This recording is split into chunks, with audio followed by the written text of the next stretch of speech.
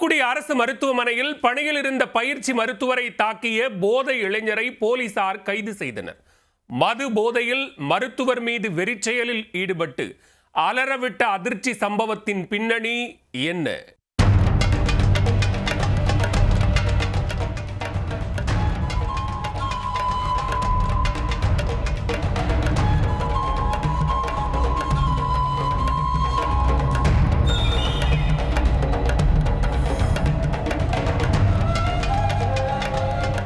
வெட்டு காயங்களுடன் மருத்துவமனைக்கு சென்ற இளைஞர் தனக்கு சிகிச்சை அளித்த மருத்துவரை தாக்கியுள்ளார். மதுபோதையில் தலைகால் புரியாமல் தள்ளாடிய இளைஞர் மீது அதிகாரிகள் எடுத்த நடவடிக்கை என்ன?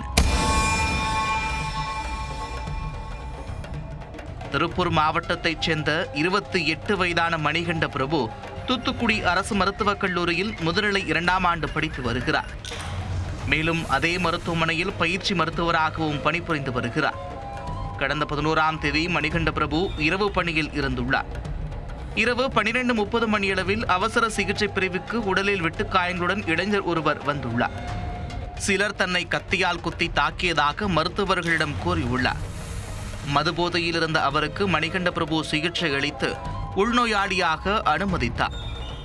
அதிகாலை 3:45 மணியளவில் எக்ஸ்ரே எடுப்பதற்காக கார்த்திக்கை மருத்துவர்கள் சிலர் எழுப்பியுள்ளனர்.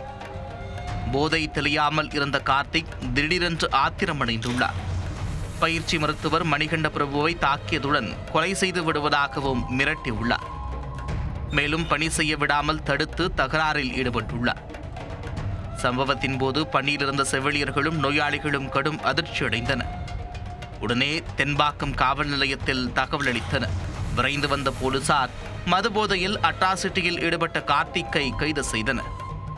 அப்போது அவருக்கு முதுகு மற்றும் வலது தோள்பட்டையில் வெட்டுக்காயம் இருந்ததால் தொடர்ந்து மருத்துவமனையில் அனுமதித்து சிகிச்சை பெற்று வருகிறார்.